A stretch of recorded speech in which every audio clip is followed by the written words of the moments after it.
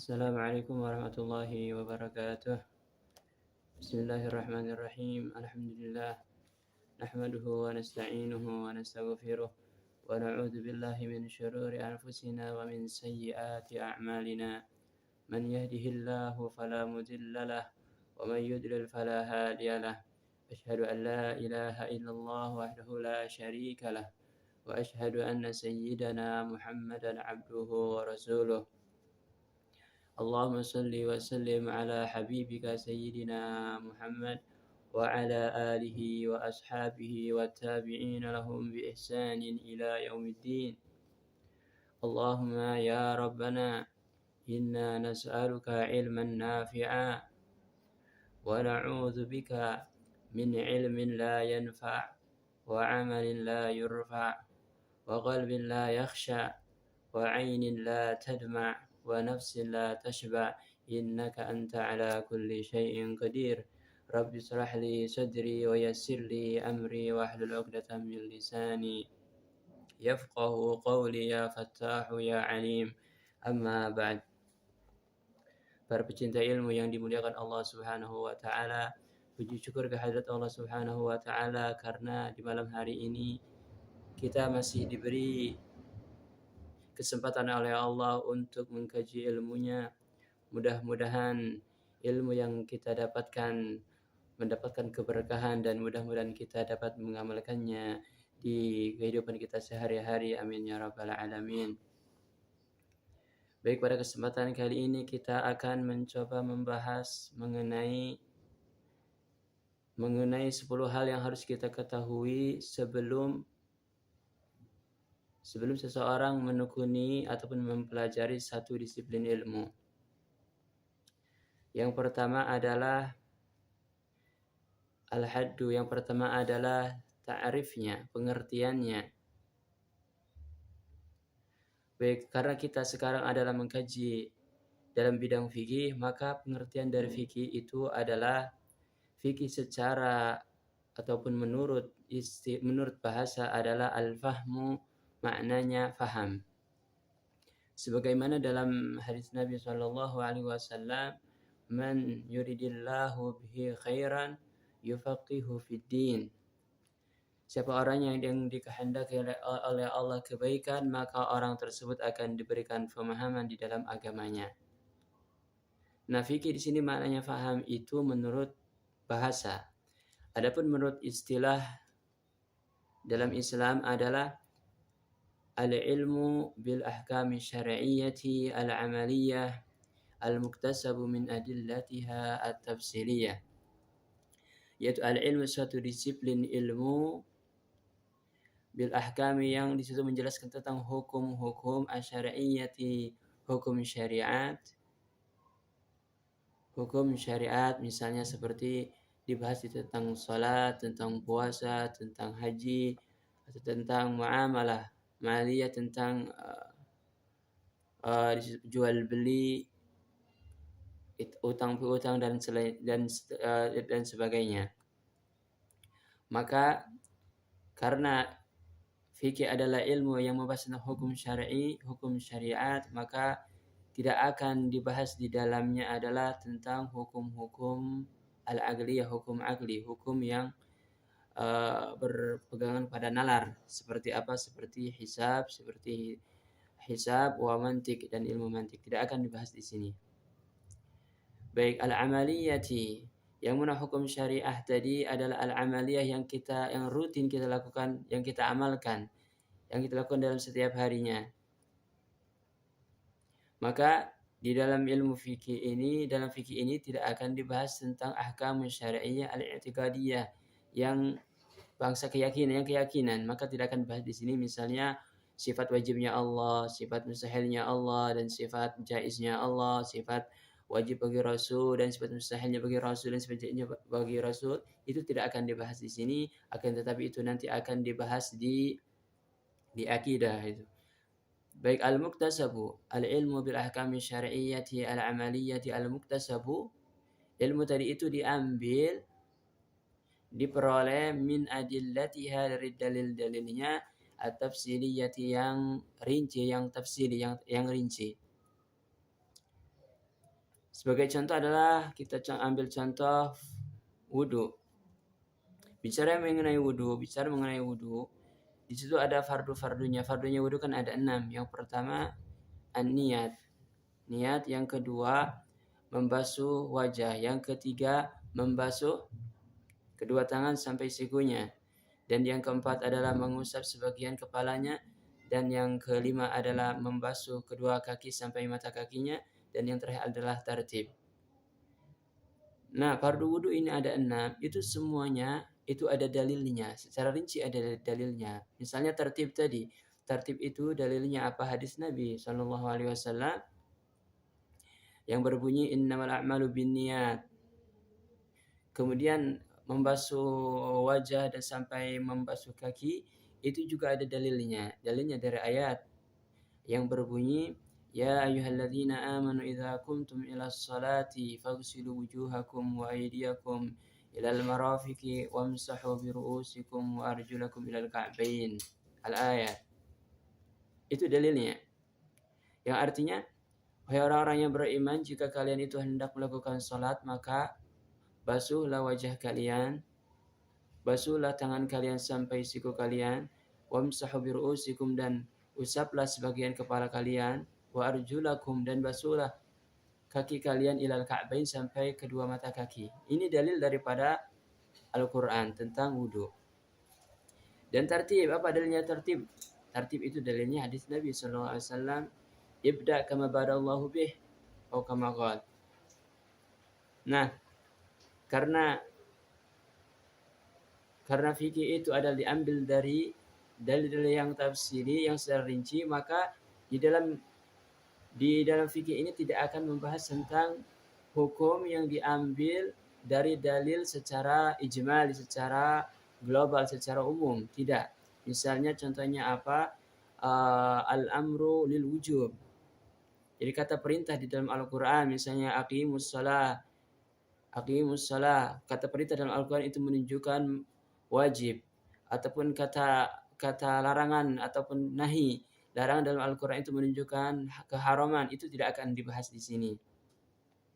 Baik, jadi ilmu fikih itu secara istilah adalah ilmu yang membahas tentang hukum syariat yang amaliyah yang kita amalkan, dan ilmu itu diambil daripada dalil-dalil secara tafsiri. Itu yang pertama, al-had itu yang pertama pengertiannya. Wal maudhu' ada, dan yang kedua adalah maudhu' atau maudhu' itu adalah sasaran yang dituju. Di dalam kitab fikih ini, apa sasarannya? Sasaran yang dituju adalah af'alul mukallafin, pekerjaannya orang mukallaf. Mukallaf itu orang yang dibebani kewajiban. Dan seseorang akan dikatakan mukallaf itu jika terpenuhi di dalam dirinya empat syarat. Syarat yang pertama adalah berakal. Yang pertama berakal. Maka orang gila, orang yang tidak punya akal, orang gila tidak punya kewajiban apapun, tidak punya dosa, karena orang gila termasuk bukan orang mukallaf, tidak dikatakan mukallaf. Itu yang pertama, syarat yang mukallaf, syaratnya taklif. Yang pertama berakal. Kemudian yang kedua adalah syarat taklif yang kedua adalah baligh. Baligh. Dan seseorang akan dikatakan baligh jika ditemukan pada dirinya salah satu ciri yang 3. Yang pertama apa? Yang pertama adalah keluar mani di umur 9 tahun ke atas. Jadi minimalnya 9 tahun keluar mani, baik itu laki-laki maupun perempuan. Kemudian ciri yang kedua adalah keluarnya darah haid. Ini khusus bagi perempuan di umur 9 tahun ke atas. Dan kemudian yang terakhir adalah seseorang akan dikatakan baligh yang terakhir jika memang tidak keluar mani di umur 9 tahun tadi, ataupun kalau perempuan tidak keluar darah haid, maka akan dihukumi haid dengan umur, yaitu di mana umurnya genap 15 tahun, maka sudah dihukumi baligh. Nah, maka karena syaratnya mukallaf adalah baligh, maka anak kecil tidak punya kewajiban, tidak dibebankan kewajiban. Akan tetapi bukan berarti sebagai orang tua tidak punya kewajiban untuk mengajarnya, tidak, akan di sini peran orang tua. Jadi jika anak belum balik, anak kecil belum balik, sudah berumur tamyiz, sudah masuk ke tamyiz, sudah dikatakan tamyiz. Tamyiz itu umurnya sudah 7 tahun dan anak ini sudah mandiri, bisa makan sendiri, bisa minum sendiri dan seterusnya. Nah, jika ada anak kecil sudah tamyiz, maka di sini orang tua punya kewajiban. Kewajibannya apa? Yaitu mengajarin anaknya menjalankan perintah Allah, kewajibannya, dan menjauhi larangannya. Maka jika ada anak kecil sudah tamyiz, tidak melakukan salat misalnya ataupun puasa, dan di situ orang tua tidak mengajarinya, maka yang dosa adalah orang tuanya. Begitu juga anak kecil melakukan ke hal-hal yang dilarang agama, misalnya mencuri dan sebagainya. Jika orang tua tidak mengajarinya, maka yang berdosa adalah orang tuanya. Yang jelas syaratnya orang akan dikatakan taklif mukallaf. Syarat yang kedua adalah baligh. Maka jika ada orang mati sebelum baligh, maka insya Allah termasuk ahli surga, biarpun itu anaknya orang kafir. Baik, yang ketiga syaratnya taklif adalah yang ketiga salimul hawas, pendengarannya ataupun penglihatannya normal.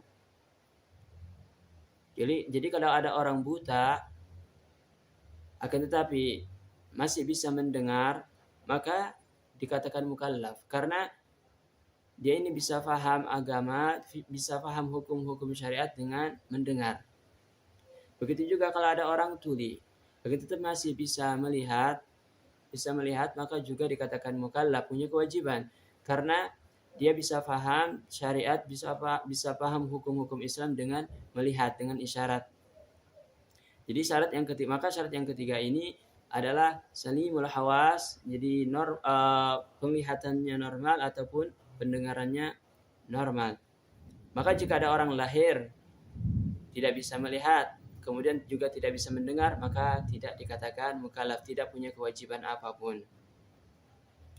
Kemudian syarat yang terakhir seorang akan dikatakan mukallaf adalah sampai kepadanya seruan dakwah Islam. Maka dari itu orang yang hidup di hutan berantara tidak pernah mendengar seruan Islam, maka beliau ini termasuk tidak dikatakan orang mukallaf, maka tidak punya kewajiban apapun. Dan jika ada orang sudah terpenuhi 4 syarat tadi, ditemukan pada dirinya 4 syarat tadi, berakal, baligh, salimul hawas, pendengarannya ataupun penglihatannya normal, berfungsi, kemudian yang keempat adalah sampai kepadanya seruan Islam, maka wajib baginya memeluk agama Islam. Nah, setelah masuk Islam maka dikatakanlah mukallaf, punya kewajiban-kewajiban yang harus dipatuhin, yang harus dikerjakan, dan menjauhi larangan yang harus dijauhinya. Baik, samuratuh. Kemudian yang ketiga, hal yang wajib diketahui bagi orang yang mau mendalami satu disiplin ilmu adalah yang ketiga adalah samuratuh, adalah buahnya. Nah, buah daripada mempelajari ilmu fikih apa buahnya? Buahnya adalah ataupun faedahnya, yaitu imtisalu awamirillah wajtinabu nawahih. Menjalankan semua larangan, menjalankan perintah-perintah Allah dan menjauhi segala larangannya. Itu dah buah daripada ataupun faedah daripada ilmu fikih. Yaitu imtisalu awamirillah wajtinabu nawahih, dan ini adalah termasuk hakikatnya orang bertakwa. Hakikat takwa seperti itu, menjalankan perintah Allah dan menjauhi segala larangannya. Maka dengan itulah seseorang akan mendapat kebahagiaan di dunia dan di akhirat. Itu yang ketiga. Kemudian yang keempat adalah fadluhu, keutamaannya.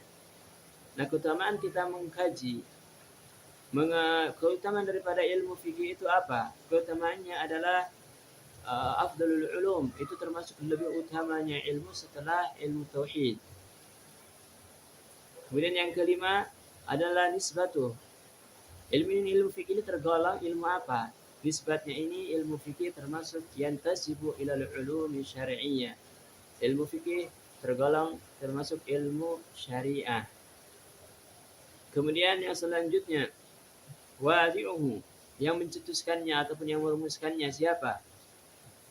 Ilmu fikih ini dicetuskan ataupun dirumuskan oleh al-a'immah, para pakar al-mujtahidun, yang mana mereka itu sudah mencapai derajat ijtihad. Para a'immah al-mujtahidun, khususnya a'immah arba'ah, yaitu khususnya para imam yang 4, Imam Syafi'i, Imam Abu Hanifah, Imam Malik, dan Imam Ahmad bin Hanbal rahimahullahu jami'a. Itu yang keenam. Yang ketujuh adalah al-ismu wal ismu, namanya. Nah, nama yang akan kita kaji ini adalah apa? Ilmu fikih. Ilmu fikih namanya. Ada yang mengatakan juga ilmu ahkam syar'iyyah, ilmu yang membahas tentang hukum-hukum syariat. Ada yang mengatakan juga ilmu halal wal haram. Jadi ilmu fikih ini dikatakan juga ilmu halal wal haram karena di situ membahas tentang mana yang halal dan yang haram. Dan ada yang mengatakan juga al-fiqhul asghar. Nama lain dari fikih adalah fiqhul asghar. Dan juga ada yang mengatakan namanya adalah furu'uddin, cabangnya agama. Baik, itu mengenai nama daripada disiplin ilmu yang kita kaji pada malam hari ini. Kemudian yang selanjutnya adalah yang ke-8, istimdad. Sumber hukumnya dari mana? Ataupun referensinya diambil dari mana? Untuk ilmu fikih ini diambil dari yang pertama Alkitab, yang pertama diambil dari Al-Quran.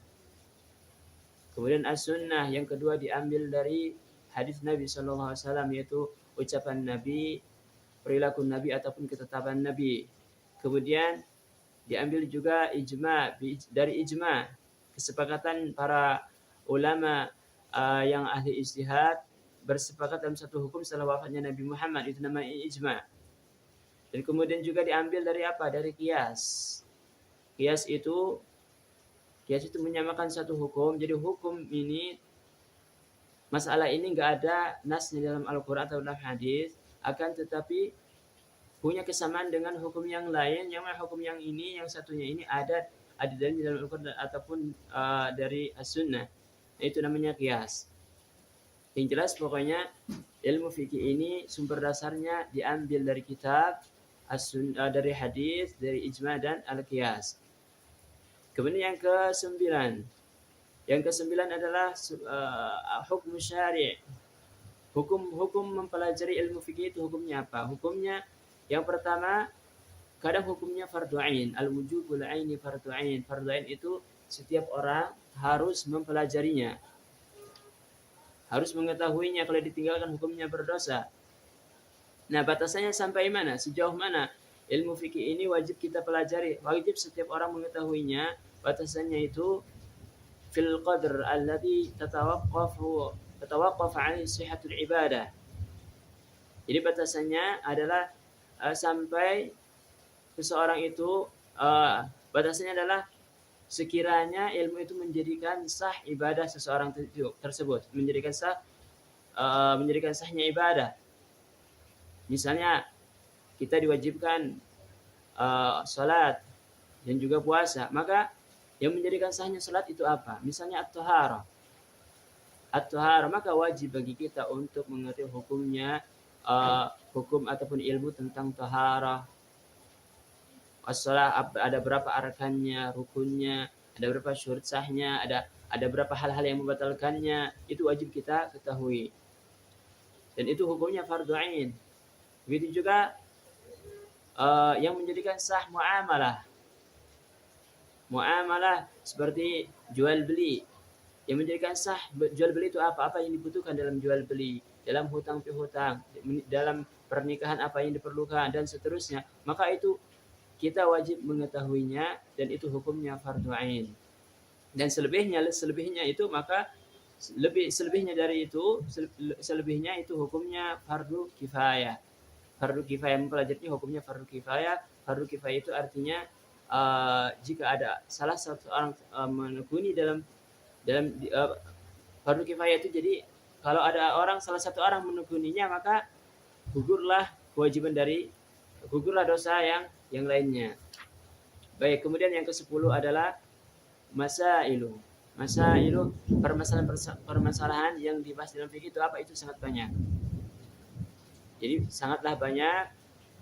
Contohnya misalnya dicontohkan adalah at-taharah syartun li sihhatis shalah. Bersuci baik itu dari hadas maupun dari najis merupakan salah satu syarat diterimanya salat. Wa ghuslul wajhi, dan membasuh muka, membasuh wajah itu adalah termasuk daripada fardunya wudu dan seterusnya. Masalahnya sangatlah banyak. Dan ini yang 10 adalah dikenal dalam bahasa Arabnya dengan mabadi'ul asyrah. Jadi siapapun orangnya yang hendak mendalami, mempelajari disiplin ilmu, maka hendaknya mengetahui 10 hal ini. 10 hal ini telah dinazamkan oleh Al-Allamah As-Subban dengan ucapannya inna mabadi kulli fannin ashra al-haddu wal mawdu'u thumma samra wa fadluhu wa nisbatun wal wadi'u wal ismu istimdadu hukm syari' masail wal ba'du bil ba'di iktafa wa man darra jami'a haza syarafa. Baik, langsung saja kita ke kitab Durratul Yatimah. Kitab Durratul Yatimah karya Syekh Syekh Hafizahullah Ta'ala, Syekh Syekh Muhammad bin Ali Ba'atiyah. Kitab Durratul Yatimah ini syarah daripada kitab Subhah Thaminah. Subhah Thaminah karya Maulana Al-Habib Ahmad Bashir bin Taha Al-Haddad rahimahullah ta'ala. Seperti biasa, kebiasaannya para ulama ketika mau mengarang kitab, mau menuliskan kitab, maka langkah yang pertama beliau lakukan adalah menuliskan basmalah. Bismillahirrahmanirrahim. Semua itu mereka para ulama lakukan karena pertama iqtidaan bil kitabil aziz, karena mengikuti Al-Qur'an. Yang mana dalam Al-Qur'an sendiri ayat yang paling awal adalah Bismillahirrahmanirrahim, itu yang pertama. Kemudian yang kedua, alasan yang kedua adalah wa amalan bi qaulih, mengamalkan hadisnya Nabi sallallahu alaihi wasallam, kullu amrin dzi balin la yubda'u fihi bi bismillahirrahmanirrahim fa huwa aqta. Yang artinya setiap sesuatu yang dianggap baik menurut syariat, menurut Islam, jika sesuatu itu tidak diawali dengan membacakan bismillahirrahmanirrahim, maka fahuwa aqta, ibaratnya seperti hewan yang salah satu anggotanya terputus, maksudnya kurang berkahnya. Biarpun secara lahir itu sempurna, akan tetapi secara maknawi tidak sempurna. Baik, untuk bismillah secara fikih, membaca basmalah itu kadang ada yang dihukumi wajib, hukumnya wajib, harus kita lakukan, harus kita baca. Kapan itu? Itu hukumnya wajib di kama fi qiraatil Fatihah fi shalah. Membaca Fatihah, di saat kita membaca Fatihah ketika salat, itu hukumnya wajib membaca basmalah. Yang kedua, hukum daripada bismillah adalah an-nadbu sunnah, hukumnya sunnah. Kapan itu? Inda kulli amrin dzibal, di mana di setiap sesuatu yang dianggap penting menurut syara', menurut Islam. Misalnya seperti apa? Kal akli, seperti mau makan, wasyirbi, dan juga begitu juga mau minum, wal khuruj minal manzil, keluar dari rumah. Nah, itu disunnahkan kita membaca basmalah. Jadi yang jelas pokoknya patokannya setiap sesuatu yang dianggap baik menurut Islam, maka di situ disunnahkan untuk membaca basmalah. Akan tetapi ada keadaan-keadaan tertentu yang mana di situ Islam tidak menganjurkan untuk membaca basmalah. Seperti apa? Al-adzan, mengumandangkan adzan, wal khutbah juga itu tidak dianjurkan membacakan basmalah. Begitu juga di dalam zikir mahad seperti tahlil wa tasbih, itu juga tidak, syariat Islam tidak menganjurkan membaca basmalah sebelumnya. Begitu juga tidak dianjurkan membaca basmalah ala muhaqqaratil umur, di saat melakukan sesuatu yang kelihatannya rendah, hina, kelihatannya sangatlah rendah, seperti di sini menyapu sampah, maka tidak disunahkan membaca bismillah. Itu hukum basmalah yang kedua. Hukum basmalah yang ketiga adalah al-hurmah, hukumnya haram. Haram tentu haram ini jika dilakukan mendapatkan dosa. Jika ditinggalkan maka mendapatkan pahala. Al-hurmah, haram itu kapan? Inda fi'lil muharram lidzati, ketika melakukan sesuatu yang diharamkan. Lidzati, karena zatnya memang haram. Seperti apa? Kasyurbil khamr, meminum khamr, minuman keras. Khamr itu kan diharamkan oleh Allah Subhanahu wa taala, haram hukumnya. Nah, ada orang mau minum khamr, mau minum arak, mau minum minuman keras. Sebelum minum membacakan basmalah, itu haram hukumnya dan berdosa. Baik, yang keempat hukum daripada basmalah adalah al-karahah. Hukumnya makruh. Makruh itu jadi jika ditinggalkan jika dilakukan tidak mendapatkan dosa, jika ditinggalkan mendapatkan pahala. Baik, karahah. Kapan itu dihukumi makruh? Inda fi'lil makruh lidzatih, ketika melakukan sesuatu yang dihukumi melakukan sesuatu yang makruh lidzati, karena zatnya. Misalnya apa? Dicontohkan di sini karena fi syaib, seperti mencabut uban. Mencabut uban itu hukumnya makruh. Dan orang mau mencabut ubannya membaca bismillah, itu membaca bismillahnya makruh. Baik, itu sekilas tentang hukum daripada basmalah, membaca bismillahirrahmanirrahim. Baik, langsung saja kita membaca nazamnya Maulana Habib Ahmad Masyud bin Al-Haddad di dalam mukadimahnya. Lillahi hamdi ja'ilil tuqati lil muttaqi safinatan najati wa ja'ilil iradatil khairiyyati li'abdihi tafqihahu fil millati wa afdalus salati wat taslimi ala nabiyil mab'usi bit ta'limi Muhammadin wa alihi al-hudati wa tabi'ihim bimadal awqati wa ba'du hadhihi subhatun thaminah ناظمة مسائل السفينة وقد تحلت بزيادات وغرر وعلم أحوال القلوب المستتر جمعا لعلم الشرع والحقيقة الموصلين منتهى الطريقة والله أرجو المنى بالسعادة لي ولمن ينطق بالشهادة. Lillahi hamdi, puji syukurku kepada Allah, puji syukurku adalah milik Allah, sanjunganku adalah milik Allah. Hamd di sini apa maksudnya? Hamd di sini yang maksudnya adalah sanjungan kepada Allah bijamili sifatihi dzatiyah wa ghairiha, atas sifat-sifat Allah adzati, atas kebaikannya sifat-sifat Allah adzatiyah yang secara zat wa ghairiha dan selainnya. Intinya hamd itu adalah sanjungan kepada Allah Subhanahu wa taala. Nah, untuk hamd ataupun hamdalah, kalau kita lihat dari hukumnya, sama hukumnya seperti basmalah. Jadi ahkamul hamdalah ada yang hukumnya wujub, ada yang hukumnya wajib.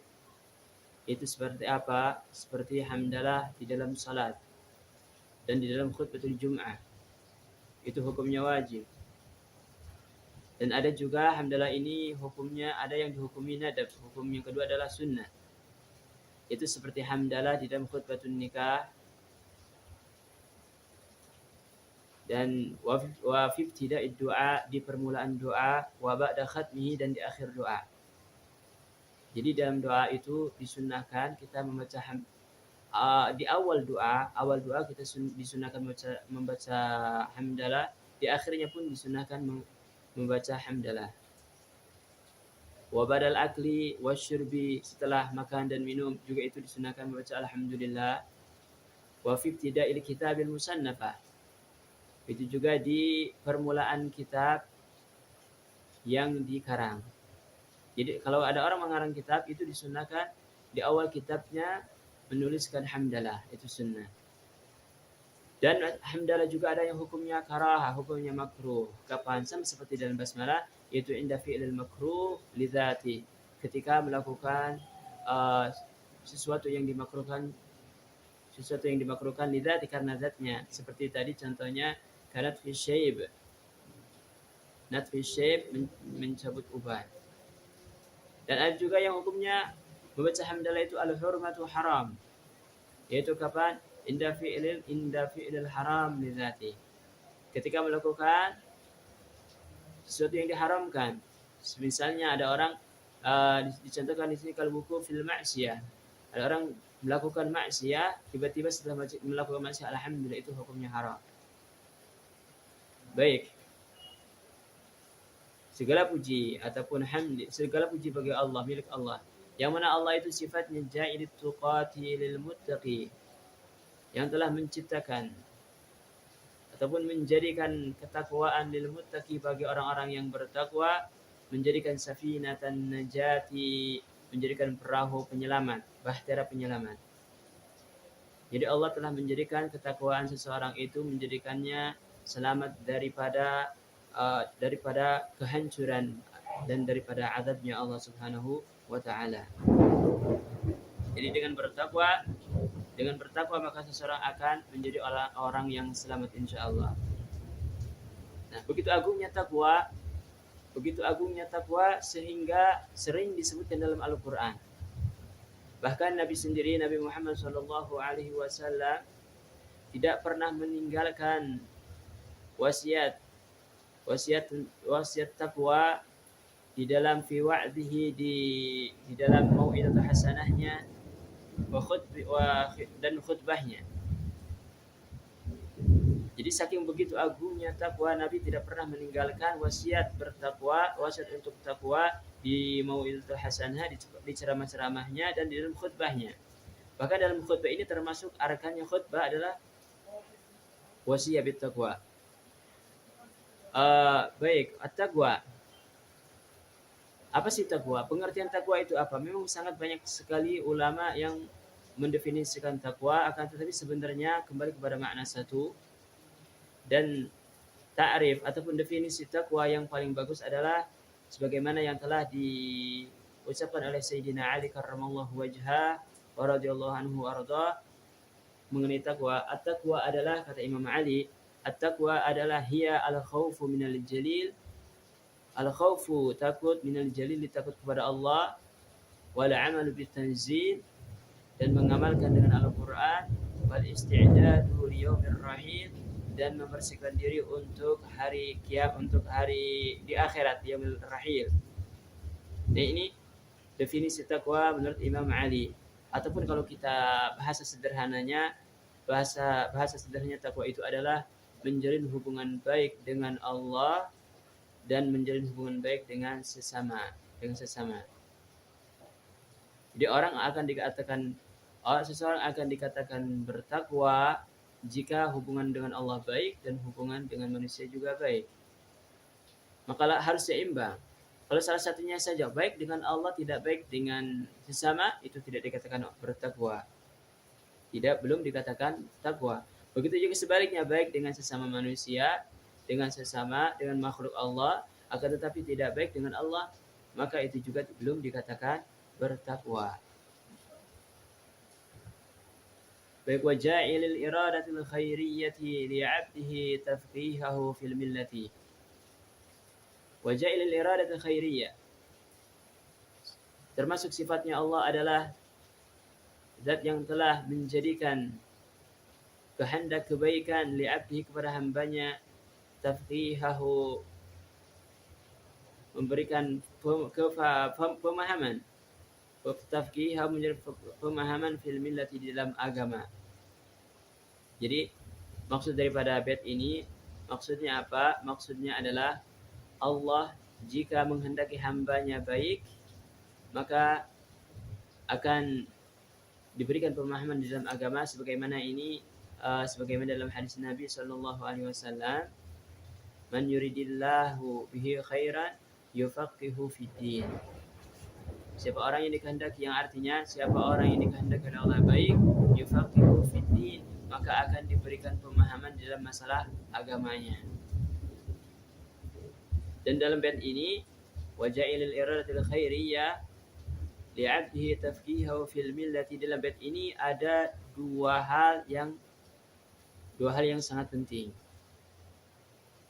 sebagaimana disebutkan oleh Syekh Hafizahullah Ta'ala. Yang pertama adalah iltimasu syekh al-muttaqi, mencari syekh yang bertakwa, yang takut kepada Allah, yang bertakwa, alladzi yadullu 'alal khair, yang di situ syekh menunjukkan kepada kebaikan, wa ya'malu bih, dan syekh itu mengamalkannya.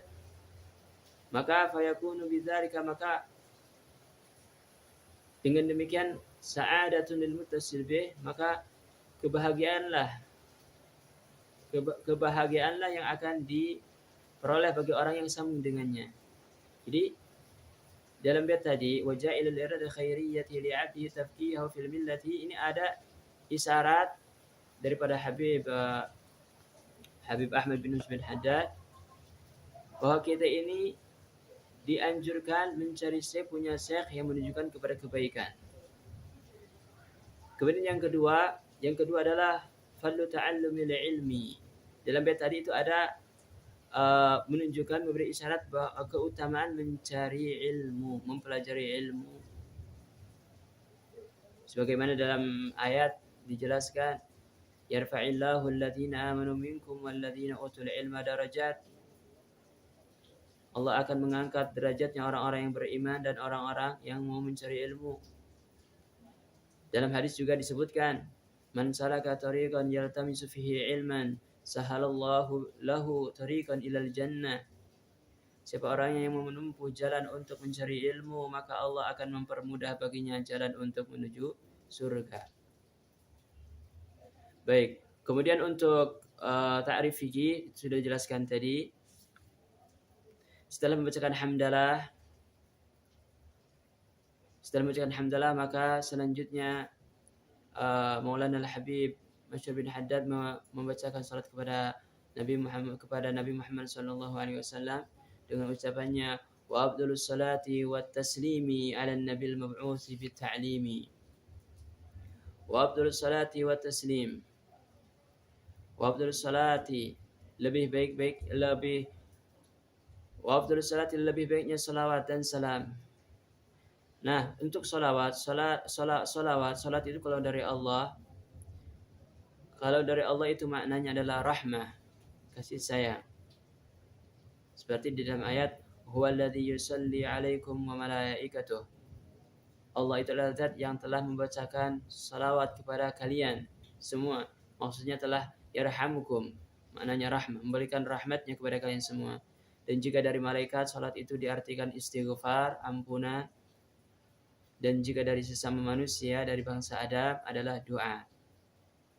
Jadi salawat lebih utamanya ataupun kita maknai salawat dan salam itu mudah-mudahan diberikan ala nabi, kepada nabi yang mana nabiin al-mab'uts bi ta'lim, yang diutus oleh Allah untuk mengajar, yaitu Nabi Muhammad. Tentunya isyaratan liqaulihi sallallahu alaihi wasallam innama bu'istu mu'alliman. Jadi nazam ini wa afdhalus salatu wassalamu ala nabil mab'uts bi ta'lim ala nabil mab'uts bi ta'limi, ini sesuai dengan hadis Nabi sallallahu alaihi wasallam innama bu'istu mu'alliman. Aku ini diutus untuk mengajar. Baik. Wa afdhalus salati wa taslimi ala nabil mab'uts bi ta'limi. Salat serta salam mudah-mudahan dicurahkan kepada nabi yang diutus untuk mengajar, yaitu siapa? Nabi Muhammad. Nama Muhammad ini termasuk nama yang paling utama. Nabi Muhammad diberi nama Muhammad. Siapa yang beri nama?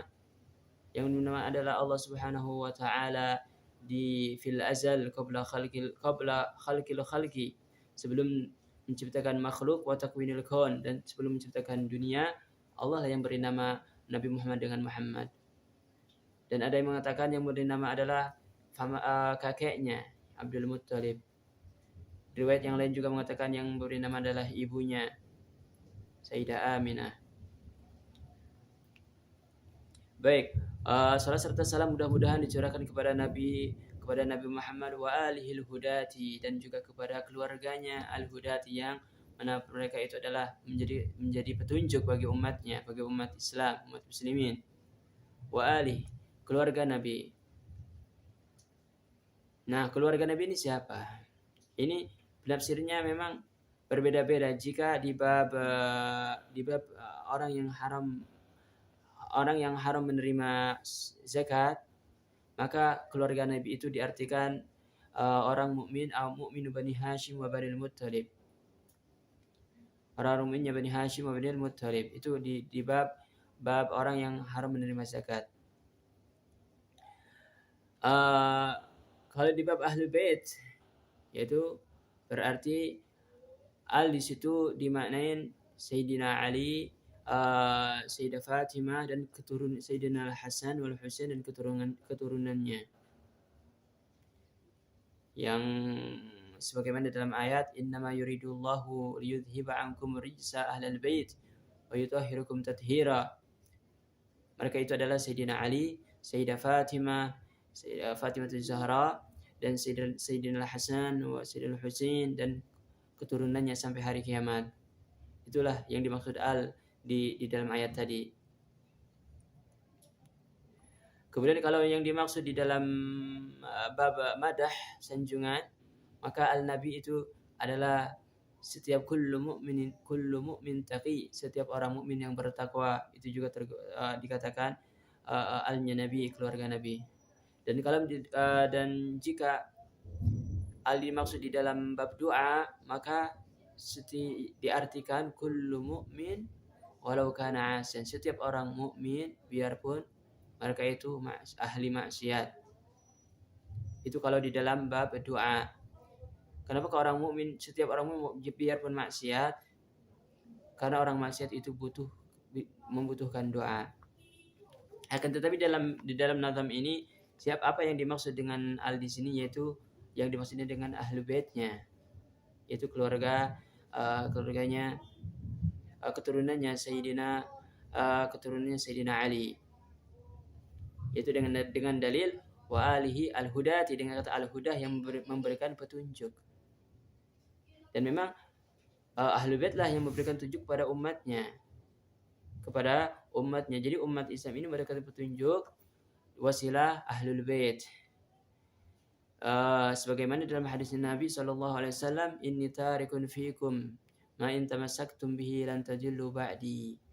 Kata Nabi, aku meninggalkan kepada kalian semua sesuatu yang jika kalian pegang teguh, jika kalian pegang maka kalian tidak akan pernah tersesat. Yaitu apa kata Nabi? Yang pertama adalah kitab Allah, yang pertama adalah Al-Quran, dan yang kedua adalah wa'itrati ahli bait. Itu makanya di dalam hadis ini, di dalam nazam ini wa alil hudati, yang dimaksud adalah ahlu bait Nabi SAW. Baik, salat serta salam mudah-mudahan dicurahkan oleh Allah kepada Nabi Muhammad dan para keluarganya, wa tabi'ihim dan para pengikutnya, bimadal awqati, sepanjang waktu, sepanjang masa. Wa ba'du hadhi subhatun thaminah nadhimatun masail as-safinah. Hadhi subhatun thaminah, kata Maulana Al-Habib Masy bin Haddad, hadhi subhatun thaminah, kitab yang ada di hadapan, yang kita kaji ini, yang ada di hadapan kami, yaitu kitab Subhatun Thaminah. Namanya kitab Subhah Thaminah. Subhah itu asli maknanya adalah tasbih, Thaminah yang berharga.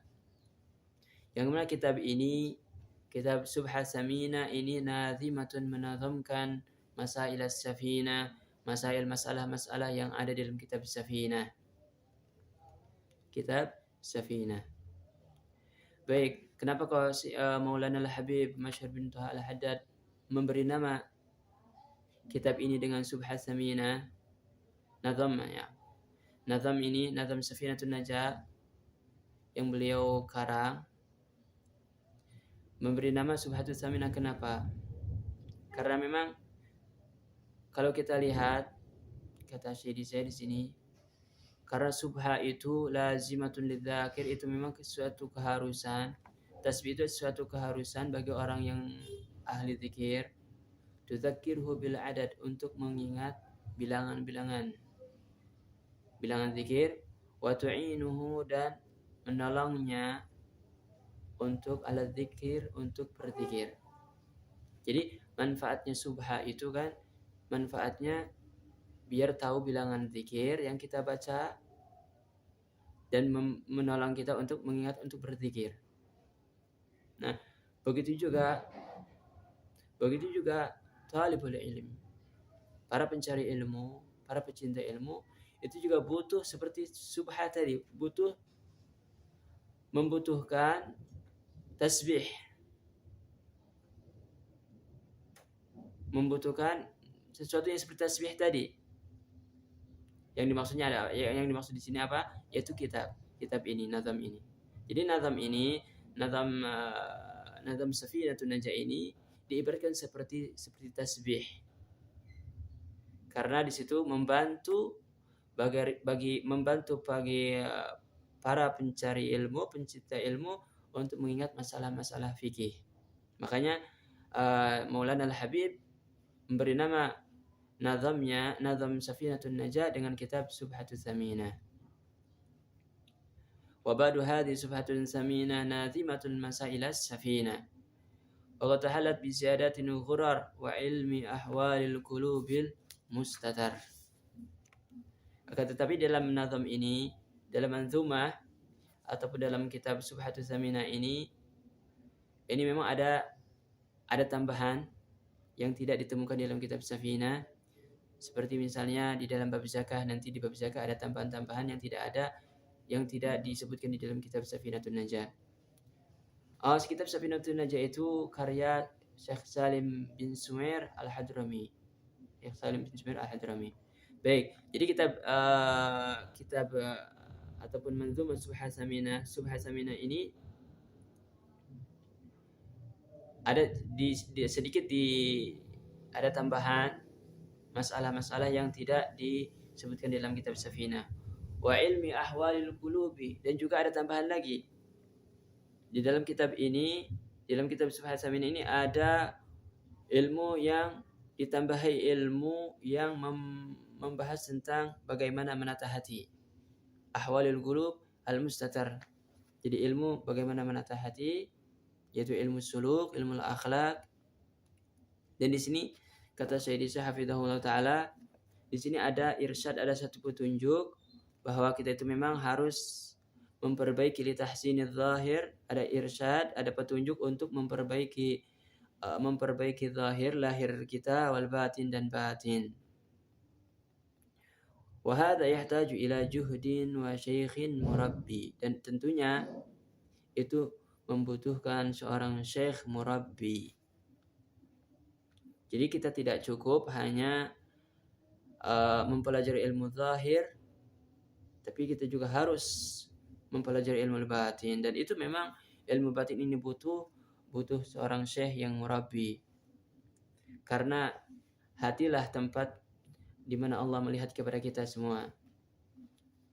Sebagaimana dalam hadisnya, hadis Nabi SAW yang diriwayatkan oleh Imam Muslim dalam kitab sahihnya, innallaha la yanzuru ila ajsadikum wala ila suwarikum walakin yanzuru ila qulubikum.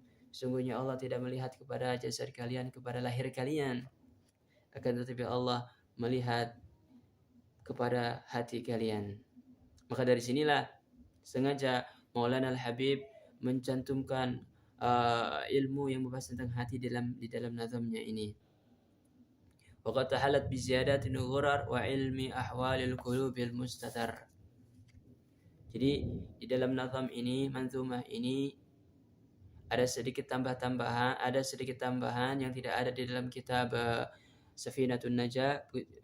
Dan juga di sini disebutkan juga dicantumkan juga tentang ilmu bagaimana menata hati. Tujuannya apa? Tujuannya adalah jam'an li ilmi syar'i wal haqiqati. Tujuannya adalah menggabungkan antara kedua ilmu, yaitu ilmu syariah dan ilmu haqiqah. Ilmu syariah yaitu ilmu yang membahas halal dan haram. Ilmu yang membahas tentang ibadah, tentang wal muamalah, tentang muamalah, yaitu ilmu fikih, ilmu syariah. Adapun ilmu haqiqah, ilmu yang tetap membahas bagaimana menata hati yang benar, yaitu ilmu tasawuf seperti ikhlas. Maka Maulana Al-Habib Masyhur bin Haddad ini sengaja menggabungkan kedua ilmu syariah dan ilmu haqiqah. Jadi kita itu memang kita harus harus menggabungkan dua ilmu ini, ilmu syariah dan ilmu haqiqah. Sebagaimana sabdanya sebagaimana sabdanya Imam Malik rahimahullah taala, man tafaqqaha wa lam yatasawwaf faqad tafassak. Barang siapa yang orang pintar dalam fikihnya akan tetapi tidak punya ilmu tasawufnya, tidak mau belajar ilmu tasawuf, ilmu akhlak, ilmu membenah diri, membenah hati, ilmu menata hati, maka faqad tafassak, orang tersebut akan bisa jadi akan terjerumus dalam kefasikan. Wa man tasawwafa wa lam yatafaqqah, siapa orangnya yang gemar mempelajari ilmu menata hati akan tetapi tidak dibarengi dengan ilmu zahir, ilmu fikih, faqad tazandak, maka orang tersebut akan terjerumus kepada kafir zindik. Wa man jama'a bainahuma, dan siapa orang yang mengumpulkan kedua-duanya yaitu ilmu syariah, ilmu tasawuf, ilmu syariah, ilmu fikih dan ilmu haqiqah, ilmu tasawuf, faqad tahaqqaqa, maka orang tersebut akan mendapatkan apa yang diinginkan, tahaqqaq. Makanya sengaja di sini makanya Maulana Al-Habib Ahmad Masyhur bin Al-Haddad sengaja menggabungkan ilmu syariah, kemudian ilmu syariah dan ilmu haqiqah. Jam'an di ilmu syariah wal haqiqah al-musilaini, yang mana dengan ilmu syariah dan ilmu haqiqah itu al-musilaini yang bisa menghantarkan seseorang muntahat tariqah kepada tujuannya, yaitu kepada Allah Subhanahu wa taala. Dan di akhir Maulana Al-Habib Ahmad Masyhur bin Al-Haddad di akhir mukaddimah ini beliau berdoa kepada Allah dengan nazamnya, dengan ucapannya, wallahu arjul manna bis sa'adah li wa liman yantiqu bis syahadah. Wallaha, hanya kepada Allah, arju, aku berharap, al-manna, karunia, bis sa'adati, dengan karunia bis sa'adati, kebahagiaan. Yang dimaksud as-sa'adah di sini adalah husnul khatimah. Jadi beliau meminta kepada Allah, berdoa kepada Allah, hanya kepada Allah lah aku mengharapkan husnul khatimah. Husnul khatimah adalah keluar dari dunia dengan mengucapkan kalimah la ilaha illallah. Karena dengan husnul khatimah seseorang akan masuk surga, sebagaimana dalam hadis Nabi SAW, man kana akhiru kalamihi minad dunya la ilaha illallah dakhala al-jannah.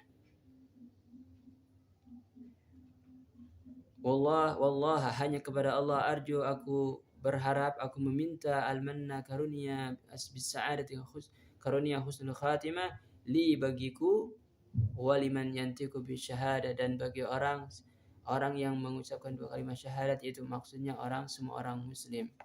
Jadi di akhir mukaddimah ini Maulana Al-Habib Ahmad Taha bin Masyhur Al-Haddad meminta kepada Allah Subhanahu wa taala, mudah-mudahan beliau dan orang-orang muslim ini mendapatkan husnul khatimah. Amin ya rabbal alamin. Mungkin ini yang dapat kami sampaikan. Mohon maaf atas segala kekurangan. Wassallallahu ala sayyidina Muhammad walhamdulillahi rabbil alamin. Assalamualaikum warahmatullahi wabarakatuh.